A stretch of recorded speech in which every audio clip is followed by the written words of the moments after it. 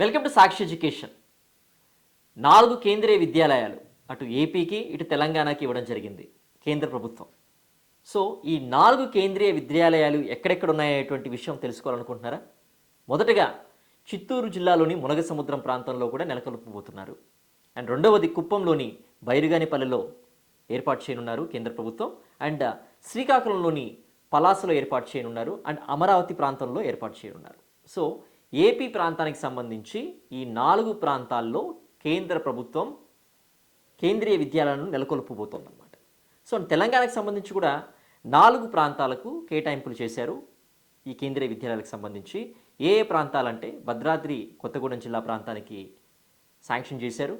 And Mulugu జిల్లాలో కూడా ఏర్పాటు చేయబోతున్నారు ఈ యొక్క కేంద్రీయ విద్యాలయాన్ని. జగిత్యాలలోని చెల్గల్ ప్రాంతంలో కూడా ఏర్పాటు చేయనున్నారు కేంద్రీయ విద్యాలయాన్ని. అండ్ వనపర్తి జిల్లాలోని నాగవరం ప్రాంతంలో ఈ 4 కేంద్రీయ విద్యాలయాల్ని ఏర్పాటు చేయనుంది కేంద్ర ప్రభుత్వం. సో నేషనల్ ఎడ్యుకేషన్ పాలసీ 2020 ప్రకారం ప్రీ ప్రైమరీ, సో ప్రాథమిక విద్యే కాదనమాట, ప్రీ ప్రైమరీ ఏదైతే నర్సరీ అంటాం, మనం ఎల్కేజీ అంటాం, యూకేజీ అంటాం, ఇటువంటి సెక్షన్స్ను కూడా ఇటువంటి వారికి కూడా విద్యను అందించేందుకు కూడా ఈ యొక్క కేంద్రీయ విద్యాలయాలు ఇప్పుడు ఎగ్జిక్యూట్ చేయబోతున్నాయి అన్నమాట. సో 1వ తరగతి నుంచే కాదు, ఈవెన్ నర్సరీ కానివ్వండి, ఎల్కేజీ కానివ్వండి, యూకేజీ కానివ్వండి, నేషనల్ ఎడ్యుకేషన్ పాలసీ అనేటువంటిది ఫ్రేమ్వర్క్ గైడ్లైన్స్ ప్రకారం ఏర్పాటు చేయబోతున్నారు ఈ యొక్క కేంద్రీయ విద్యాలయాల్లో. సో పిల్లల్లో ఉండేటువంటి మానసిక ఎదుగుదల అనేటువంటిది చిన్నతనం నుంచే ఉండాలి. అందుకు అనుగుణంగా కూడా విద్యలో మనం మార్పులు తీసుకుంటూ వస్తుంది కేంద్ర ప్రభుత్వం.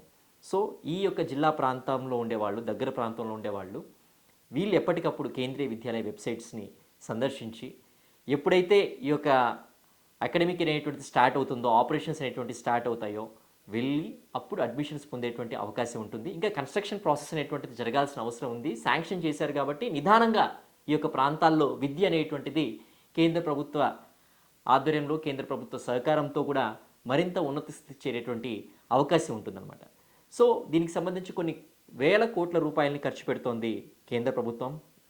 దాదాపు 5,000 పైచిలకు కోట్లను రాబోయేటువంటి 9 సంవత్సరాల్లో కూడా ఈ యొక్క కేంద్రీయ విద్యాలయాలకు ఖర్చు చేయనుంది. సో క్యాపిటల్ ఎక్స్పెండిచర్ ఏదైతే బిల్డింగ్స్ ఎన్ని ఉన్నాయో వాటికి దాదాపు 2,300 కోట్ల దాకా ఖర్చు చేయనుంది.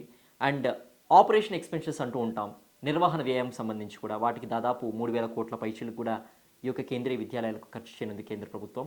సో బాలవాటికస్ అంటాం, ప్రీ ప్రైమరీ, ఎల్కేజీ కానివ్వండి, నర్సరీ కానివ్వండి, యూకేజీ కానివ్వండి, ఈ యొక్క వాటికి కూడా ఈ యొక్క కేంద్రీయ విద్యాలయాల్లో కూడా విద్యను అందించేందుకు కూడా కేంద్ర ప్రభుత్వం దృష్టి పెట్టింది. ఆ రకంగా కూడా అడ్మిషన్స్ అనేటువంటిది వారికి కూడా అవకాశం కల్పించింది. సో ఇక మీ ప్రాంతంలో ఎప్పుడు కేంద్రీయ విద్యాలయాలు స్టార్ట్ అవబోతున్నాయి ఏంటి అనేటువంటి దానిపైన ఎప్పటికప్పుడు మీరు అవగాహన పెంచుకుంటూ అక్కడ అడ్మిషన్స్ పొందేందుకు కూడా కేంద్రీయ విద్యాలయ వెబ్సైట్ని కానీ సందర్శించినట్లయితే, అండ్ మీరు అక్కడ ఎప్పుడైతే ఆపరేషన్ స్టార్ట్ అవుతాయో బిల్డింగ్స్ అన్ని కన్స్ట్రక్ట్ అయ్యి విజిట్ చేసినట్లయితే గొప్ప అవకాశం అని చెప్పొచ్చు. యొక్క ప్రాంత ప్రజల్ని తమ పిల్లల భవిష్యత్తుని ఉన్నత ఉద్యోగులుగా, ఉన్నత విద్యావంతులుగా రాబోయే మీరు చూడొచ్చు.